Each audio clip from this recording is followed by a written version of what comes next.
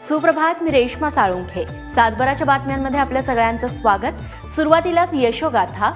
अकोल्यात कपड्याचा व्यापार करणाऱ्या तरुण कोठारी या युवकाला फुलांचा छंद जडला। हा छंद त्याला फुलशेतीकडे घेऊन आला। शेतीतील बारकावे त्याने शिकून घेतले। भाडे तत्वावरती शेती सुरू केली। व्यापारी कौशल्य शेतीत वापरून फुलांचं मार्केटिंग केलं आणि लाखोंचा नफाही कमवला। कसा ते जाणून घेऊया।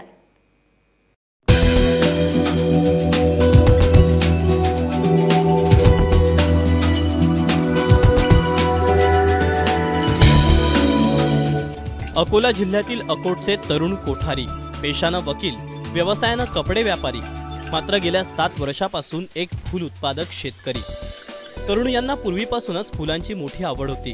हीच आवड जोपासण्यासाठी 7 वर्षापूर्वी वकिली पेशा कायमचा सोडला। घरचा व्यवसाय सांभाळत 1 एकर शेती भाड्यानं घेतली आणि त्यात रेड टोरा जातीच्या गुलाबांची लागवड केली।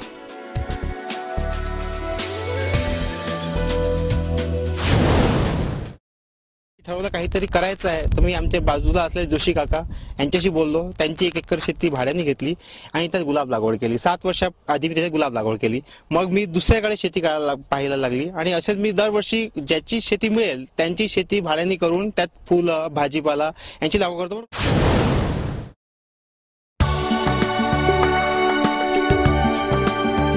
तरुण यांना शेतीतलं काहीच माहित नव्हतं, मात्र मातीत कष्ट सुरू केले आणि शेतीनंच शेती शिकवली। व्यापारी कौशल्याचा वापर शेतीसाठीही केला। फुलांच्या काढणीपूर्वीच स्थानिक फुल व्यापाऱ्यांशी करार केला। फुलांचा दर ठरवून घेतला। फुलांच्या काढणीनंतर मागणीनुसार फुलं व्यापाऱ्यांना दिली। फुल शेती करताना सगळ्यात पहिले काळजी घेतली मार्केटिंगची। मी आधी माझं मार्केट निश्चित करून घेतलं। अकोटच्या जे फुलारी असते त्यांच्याशी भेटून त्यांच्याशी मी माझे दर निश्चित करून घेतले। त्यांच्याशी मी माझी दर रोज लागणारे त्यांना क्वांटिटी जी असते ती निश्चित करून घेतली आणि यातून मी असं निश्चित केल्यामुळे मला आज भावांची चढ उतार याची काळजी नाही। माझं एक निश्चित उत्पन्न मला माहिती आहे मला रोज किती मिळेल आणि त्यामुळे मी एक शाश्वत फुल शेती म्हणून मी ह्या प्रकाराकडे पाहतो।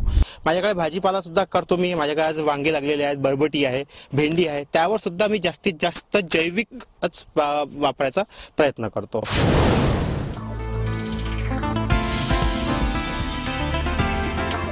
तरुण दरवर्षी काही शेती भाडे तत्वावर घेतात। त्यात शेवंती, झेंडू, गिलार्डिया अशा फुलांची लागवड करतात, तर 1 एकरात गुलाबाचीही लागवड करतात। फुलांच्या चांगल्या दर्जासाठी जैविक खतांचा ते वापर करतात। यामुळे पैशाच्या बचतीसोबत उत्पादनातही चांगली वाढ झाली आहे। सध्या त्यांच्या शेतीतून दररोज 50 किलो झेंडू अकोटच्या बाजारात विक्रीसाठी जातो, ज्याला 25 रुपये किलोचा दर मिळतो, म्हणजेच दररोज 1250 रुपयांचं उत्पन्न। तर 1 एकरातील गिलार्डियातून महिन्याकाठी 12 क्विंटल उत्पादन मिळतं, म्हणजेच महिन्याकाठी 30,000 रुपये। 10 महिने गिलार्डियाचं उत्पादन त्यांना मिळतं।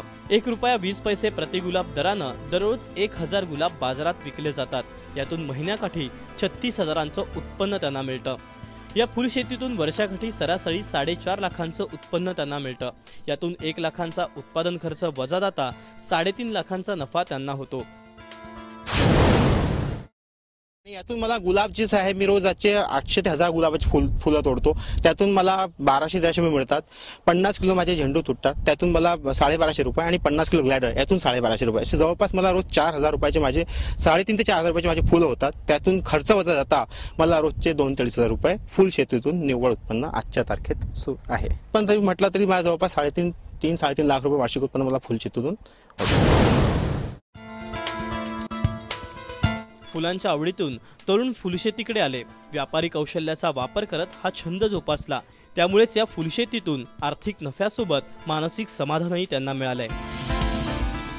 उमेश अलोने, एबीपी माझा, अकोला।